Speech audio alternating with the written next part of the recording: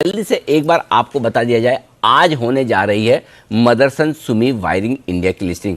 क्या है ये कंपनी, क्या करती है, लिस्टिंग किस भाव पे होगी या इसके वैल्यूशंस क्या है, वो जरा एक बार समझ लीजिए। वरुण हमारे साथ तैयार है इस वक्त। वरुण बताइए, मदरसन सुमी वायरिंग इंडिया की लिस्टिंग की सारी डिटेल्स। ओके अनिल जी, तो बेसिकली ये है ये ना कि जो डोमेस्टिक कारोबार है ये बेसिकली, तो ये सबसे पहले समझना है कि इसमें कोई एक्सपोर्ट का कारोबार नहीं है। और वायरिंग हार्नस का जो इंडिया का कारोबार है इस कंपनी का, वो इस कंपनी में आता है। हुआ ये था कि कुछ समय पहले मदरसन सुमी ने ओवरऑल रिस्ट्रक्चरिंग की थी अपने पूरे ग्रुप की, तो इसके चलते मदरसन जो है उसका कहीं ना कहीं स्टेक में बदलाव हुआ, जो भारतीय कारोबार है उसमें कहीं ना कहीं स्टेक में बदलाव हुआ।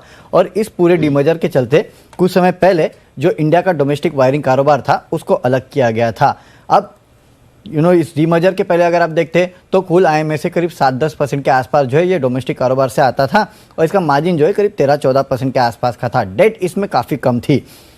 ये डीमर्जर हुआ और जब डीमर्जर हुआ तो मदरसन सुमी के हर एक शेयर के लिए जो वायरिंग कारोबार है उसका एक शेयर दिया गया, यानी कि पूरा का पूरा मिरर इमेज जो है वो इस पूरे डीमर्जर में हुआ।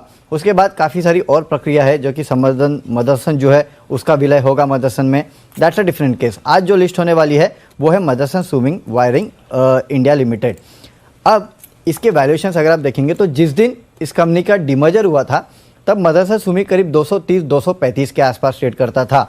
डीमर्जर के बाद जो रेट निकल के आया मदरसन सुमी का वो था करीब 180 के आसपास और वहाँ से स्टॉक काफ़ी गिर चुका है।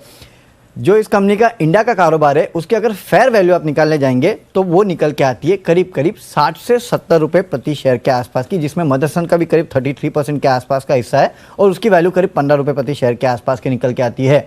तो अगर ये लिस्ट हो और फेयर वैल्यू पे आए तो इसका भाव करीब 60 से 70 रुपये होना चाहिए। अब लिस्टिंग में होता क्या है ना अनिल जी कि 9 से 9:45 के बीच में एक टाइम फ्रेम दिया जाता है प्री ओपन का, जिसमें प्राइस डिस्कवरी होती है बेसिकली। तो हमने जैसे कि आपको गेटवे डिस्ट्रिक्ट पार्क का बताया था कि 60 से 70 रुपये के आसपास लिस्टिंग होनी चाहिए, क्योंकि वो साफ साफ सस्पेंशन और उसके बाद लिस्टिंग का मामला था। लेकिन इसके पहले आपने जीवीके में देखा, जीएमआर में देखा माफ़ कीजिएगा, कि जो उनका एयरपोर्ट का कारोबार और बाकी इंफ्रा कारोबार अलग हुआ था। उसके बाद जो लिस्टिंग हुई थी जीएमआर पावर की वो दरअसल 48 रुपीज़ के आसपास हुई थी, जबकि उसकी फेयर वैल्यू 8 से 10 रुपये के आसपास थी। तो हो सकता है कि आज वायरिंग कारोबार जो है उसकी लिस्टिंग किस भाव पे होगी ये कहना थोड़ा मुश्किल है, क्योंकि एफएनओ का स्टॉक था और वहां से डीमर्ज हुआ है, लेकिन फेयर वैल्यू जो है वो 60 से 70 रुपए। लेकिन ये एफएनओ में लिस्ट नहीं होगा तो अभी वो 10 दिन का ट्रेड टू ट्रेड ही चलेगा, ट्रेड टू ट्रेड में रहने वाला है।